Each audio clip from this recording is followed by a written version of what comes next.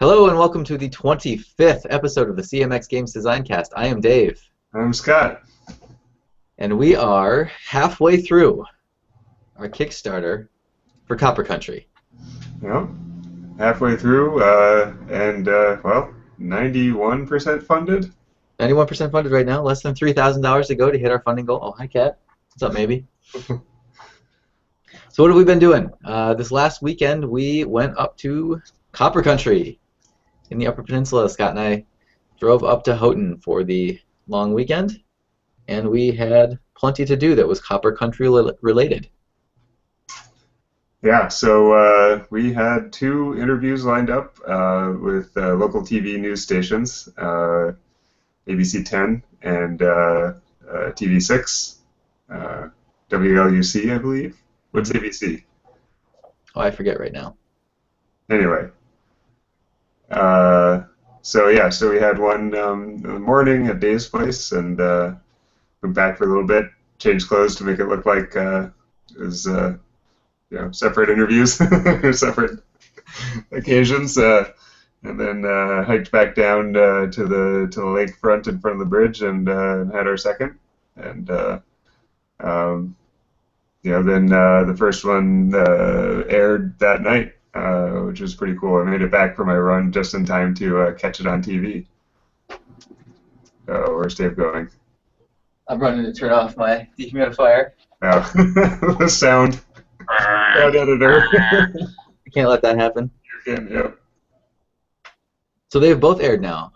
Yep. ABC 10's aired just today, and it's up on the internet, so Yep, they're both on the web. finding links to both of those things in our update. Both of the reporters asked some. I thought they asked pretty good questions. So really got a sense of the game and what motivated us and why it's interesting and things like that. Yeah, it's very cool.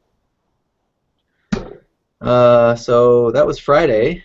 We were UP famous on Friday, and then on Saturday we had our demo day at Sports Card Connection.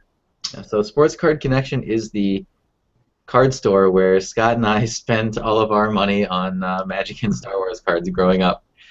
So the opportunity to take our game to the store and have a demo event for it was pretty awesome. Yeah, it was really great. It was pretty cool to see. Tom did a good job of promoting it on their Facebook page and stuff. And every time it popped up, I'm like, hey, that's us. Yeah, that's our game. Awesome. I'd go to that. Yeah. So that was really good. We had a good turnout. I mean, we kept ourselves busy from start to finish, teaching and playing the game. So we had one person that wanted to play, and we just didn't, kind of got there towards the end, and we didn't have time to fit them in. So, but yeah, just a lot of games going. Two games set up right next to each other, and we got in two full games, basically. Ish. Games on each board, yeah. So a lot of people there, really interested in both the theme and the mechanics. There's a Magic tournament that had just ended. Stole one of those players, and Well, we got those guys standing around watching what was going on too, so that was good. Yeah.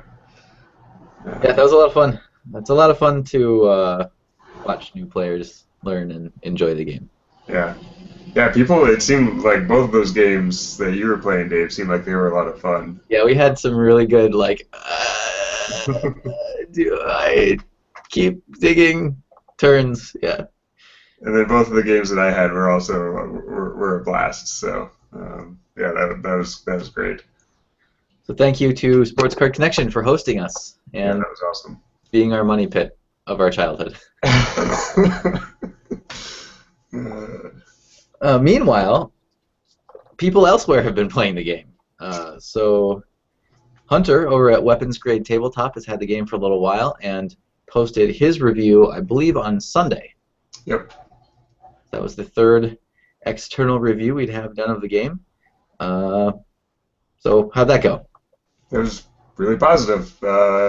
He really liked the theme, the marriage of the theme and the mechanics, and one thing that his review highlighted really well was sort of the feeling that you get of playing the game of time passing, of the Copper Country changing from a wilderness to an industrial machine to a mined out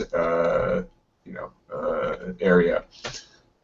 So we covered this way back in one of our early design casts of telling a story with the game and how does Copper Country tell a story. So it was actually like really cool to hear him come to that basically on his own and notice that playing the game. Yes. So I was just like, ooh, that's really cool. Hey. These things we're doing very purposefully are coming across. Yeah. Yep. I mean, also with Hunter, like, I watched all of his Kickstarter previews, and a lot of the stuff he previewed was lighter games. So and we knew he was going to put the game through its paces, and we're kind of holding our breath to see, what his review of a heavier game would look like, and it was really awesome to see how much he enjoyed it. Yeah. Yep. Really cool. And then, what's that? Thanks, Hunter. Thanks, Hunter. Yeah, Hunter showed an interest in the game way back, Protospiel 2, right? Yeah, based on the one tweet picture that Ed posted, Ed Marriott posted. So thanks, Ed, also, for tweeting, and Hunter for seeing the tweet and saying, hey, that looks good. Yep.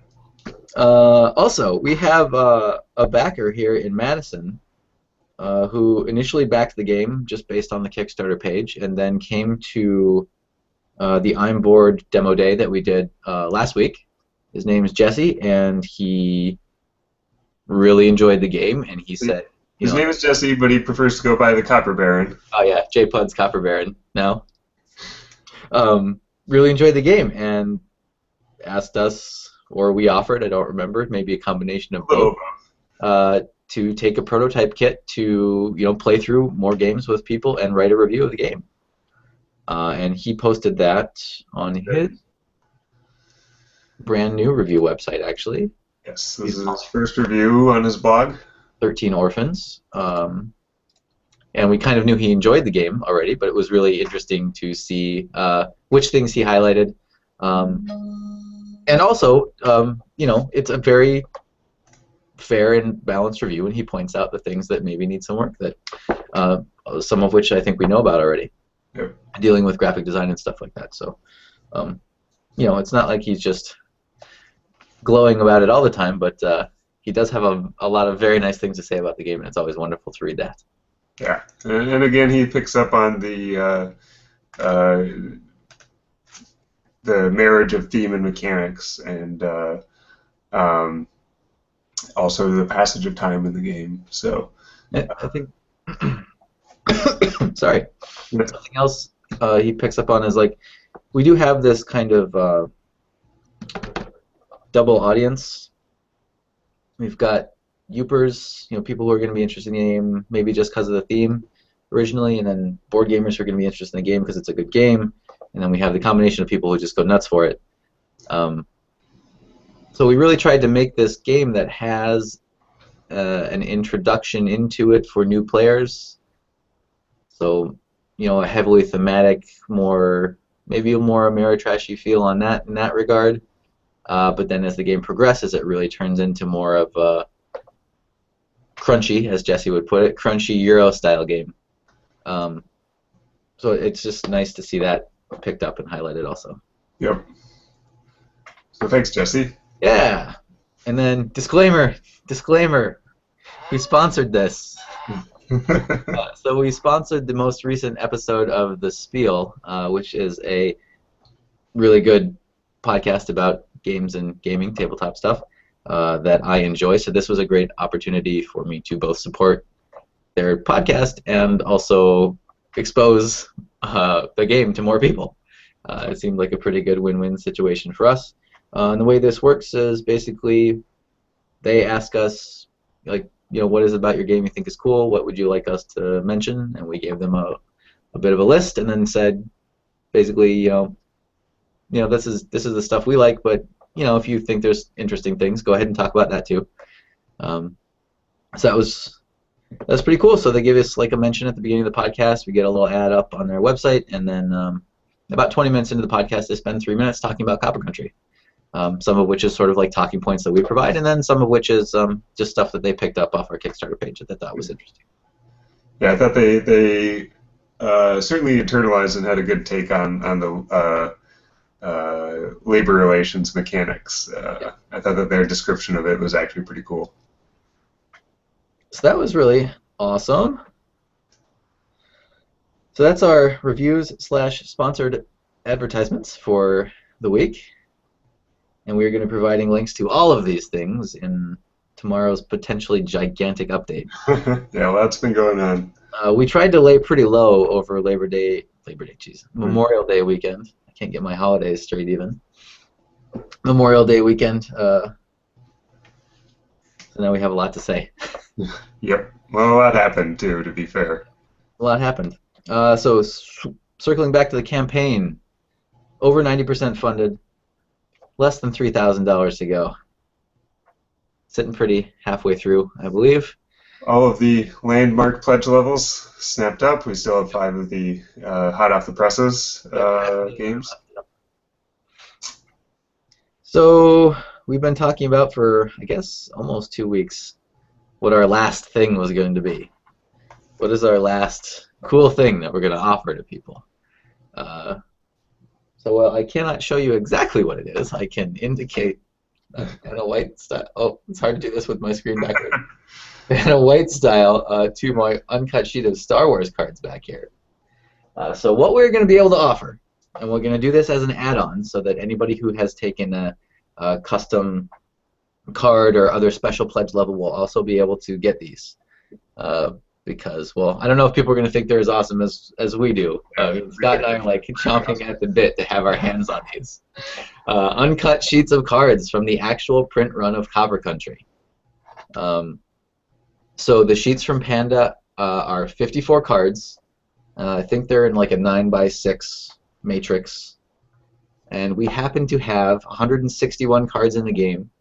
Plus, we're going to print our special Kickstarter promo card, which makes 162, which means that on exactly 3 of these uncut sheets, you will have every single card in the game. It's pretty awesome. Oh man, I can't wait to have it. And I hope backers are at least somewhat excited about it. The plan right now is that we'll offer people the opportunity to get one of the sheets at a price that we think it's probably going to be one sheet for $100 as an add-on, and then all 3 sheets you could have the entire set for $250. Yeah, so it would be like one random sheet that we'd give you for the $100. I would personally go for the full set, but if you have less wall space, I could see just getting one. But we wanted to give people the option. Yeah. Since it is a pretty pricey add-on if we only offered the 3 of them together. Yeah. But, you can look at Dave's cards back there and count off 9x6 and see about how big it would be. It's about half the size of the Star Wars sheet. Yeah.